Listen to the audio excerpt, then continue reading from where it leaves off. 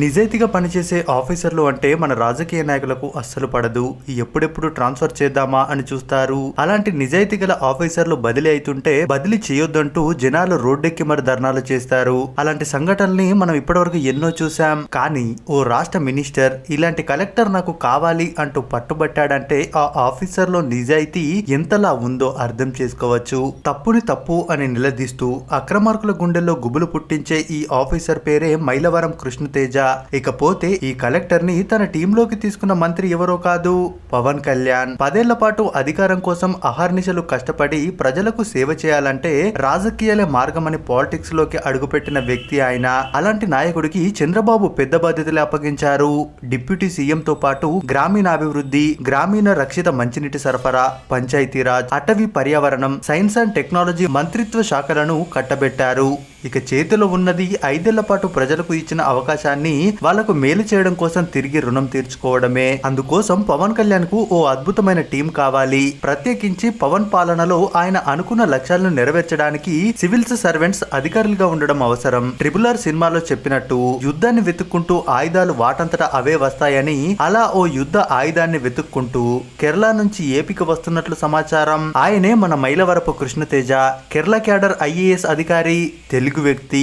ప్రస్తుతం కేరళలోని త్రిశూర్ జిల్లా కలెక్టర్. పవన్ కళ్యాణ్ దృష్టిని అంతలా ఆకర్షించేలా కృష్ణతేజ తన 7 ఏళ్ల కెరియర్ లో ఎన్ని గంటలు సాధించాలో తెలుసుకోవడం చాలా అవసరం. అయితే పవన్ లాంటి నాయకులను అంతలా ఆకర్షించిన సంఘటనలేంటో ఇప్పుడు చూద్దాం. 2018 ఆగస్టులో కేరళలో భయంకరమైన కుంభవృష్టి, వర్షాలని అంచనా వేసినా చెయ్యి దాటిపోయిన పరిస్థితి.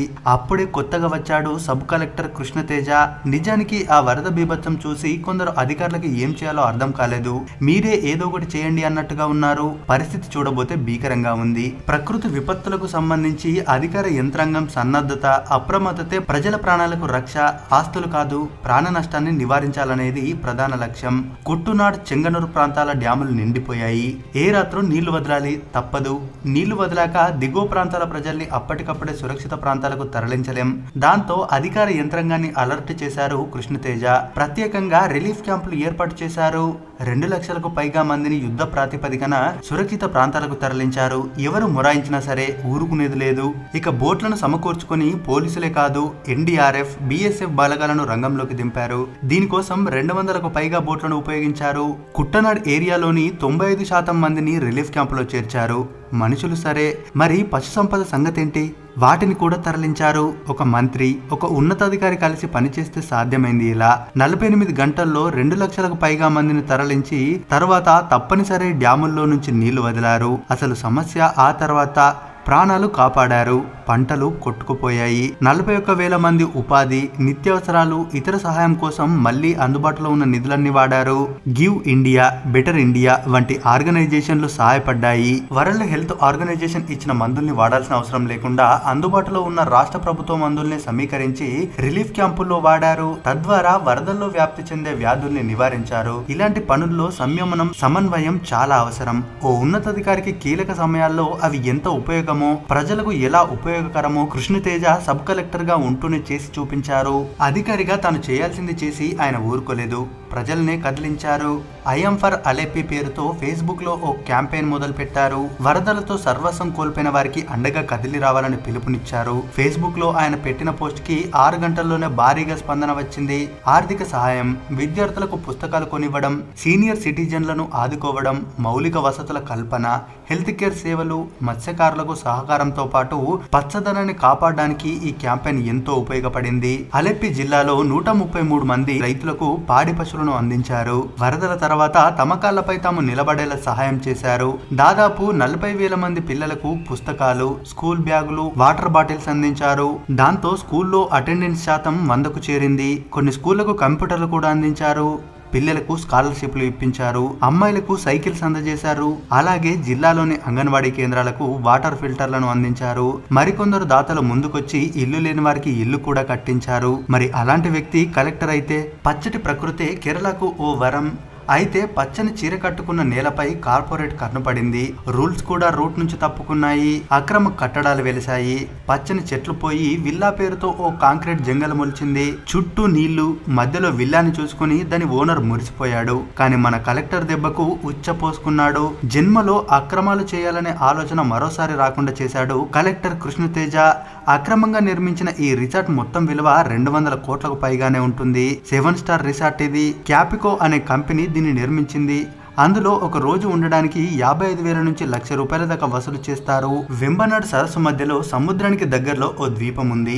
ప్రభుత్వ ఆధ్వర్యంలోనే ఉన్న ఈ స్థలాన్ని స్థానికంగా ఉండే మత్స్యకారులు వాడుకునేవారు. క్యాపికో మేనేజ్మెంట్ 2007లో దివిలోని 10 ఎకరాల స్థలంపై హక్కు సాధించింది. 3 ఎకరాల్లో రిసార్ట్ నిర్మిస్తామంటూ వెళ్లి గ్రామ పంచాయతీ నుంచి పర్మిషన్ తీసుకుంది. ఆ ప్రాంతం కోస్టల్ రెగ్యులేషన్ జోన్ పరిధిలో ఉంది. కోస్టల్ మేనేజ్మెంట్ యాక్ట్ ప్రకారం అక్కడ ఎలాంటి నిర్మాణాలు చేపట్టకూడదు. అయినా క్యాపికోకు అధికారులు అనుమతి ఇచ్చేశారు. పర్మిషన్ తీసుకున్న 3 ఎకరాలే కాకుండా ప్రభుత్వానికి చెందిన మరో 7 ఎకరాలను కలుపుకొని మొత్తం దీవిని తమ గుప్పెట్లోకి తెచ్చుకోవడానికి ప్రయత్నించింది. అలా 17 ఎకరాల్లో విల్లాలు, స్విమ్మింగ్ పూల్, ఆఫీసులను నిర్మించుకుంది. దీనిపై స్థానిక మత్స్యకారులు పోరాటం చేశారు. తమ జీవనాధారం పోతుందని ప్రభుత్వ ఆఫీసుల చుట్టూ తిరిగారు. ఈ క్రమంలో క్యాపికో మేనేజ్మెంట్ వారిని అడ్డుకుంది. కానీ కొందరు యువకులు మాత్రం వెనక్కి తగ్గలేదు. సబ్ కలెక్టర్ వరకు వెళ్లారు. చివరకు కోర్టుకెక్కారు. ఈ అక్రమ నిర్మాణాల అంశాన్ని న్యాయస్థానం సవాల్ చేశారు. వీరికి ప్రకృతి ప్రేమికులు కూడా తోడవడంతో హైకోర్టులోనూ పైచేయి సాధించారు. 2013లో హైకోర్టు తన తీర్పులో ఆ రిసార్ట్ ని కూల్చేయాలని ఆదేశాలు జారీ చేసింది. అయితే సుప్రీంకోర్టు ఆదేశాలున్నా వాటిని అమలు చేసేందుకు ఏ అధికారి కూడా సాహసం చేయలేకపోయారు. రిసార్ట్ వైపు వెళ్లే ప్రయత్నం చేస్తే చాలు పై వాళ్ళ నుంచి ఫోన్లు వచ్చేవి. అటువైపు వెళ్లొద్దని హెచ్చరికలు వచ్చేవి. ఆ తర్వాత కరోనాతో ఈ అంశం మరుగున పడిపోయింది. కోర్టు నుంచి ఆదేశాలు తెచ్చుకున్నా క్షేత్రస్థాయిలో అమలు కాకపోవడంతో మత్స్యకారులు నిరుత్సాహానికి గురయ్యారు. సరిగ్గా ఇదే సమయంలో అలెప్పి కలెక్టర్ గా కృష్ణతేజ బాధ్యతలు స్వీకరించారు. వచ్చి రాగానే కోర్టు కేసులు, తీర్పుల అమలుపై ఫోకస్ పెట్టారు. ఇదే క్రమంలో ఆయనకు క్యాపికో రిసార్ట్ ఫైల్ కనిపించింది. దాన్ని కంప్లీట్ గా స్టడీ చేశారు. ఆల్రెడీ సుప్రీంకోర్టు కూడా ఆర్డర్ ఇచ్చింది కాబట్టి ఎట్టి పరిస్థితుల్లోనూ కూల్చేయాల్సిందేనని ప్రభుత్వాన్ని ఒప్పించారు. ఇందులో జోక్యం చేసుకోవద్దని కోరాడు. ఇంకేముంది, పనులు ప్రారంభమయ్యాయి. జేసీబీలు రిసార్ట్లపైకి దూసుకెళ్లాయి. అక్రమ సౌధం కూలడం మొదలైంది. 6 నెలల్లో కాంక్రీట్ కట్టడాలు పూర్తిగా తొలగించాలని డెడ్ లైన్ పెట్టుకుని పనులు మొదలుపెట్టారు.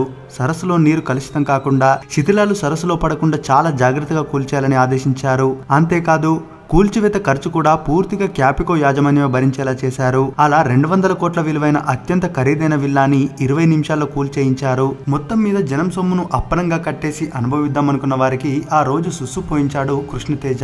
ఈ దెబ్బతో ఆయన పేరు చెప్తేనే వణికిపోతుంటారు అక్రమార్కులు. అంతేకాదు ఈ కలెక్టర్ మన తెలుగువాడే. ఓ కలెక్టర్ తలుచుకుంటే ఏం చేయొచ్చో నిలువెత్తు నిదర్శనం కృష్ణతేజ IAS. మరి ఇలాంటి వ్యక్తి గురించి మీరేమనుకుంటున్నారో మీ అభిప్రాయాన్ని కామెంట్ రూపంలో తెలియజేయండి. మరిన్ని ఇలాంటి వీడియోస్ కోసం మన ఛానల్ ని సబ్స్క్రైబ్ చేసుకోవడం మాత్రం మర్చిపోవద్దు.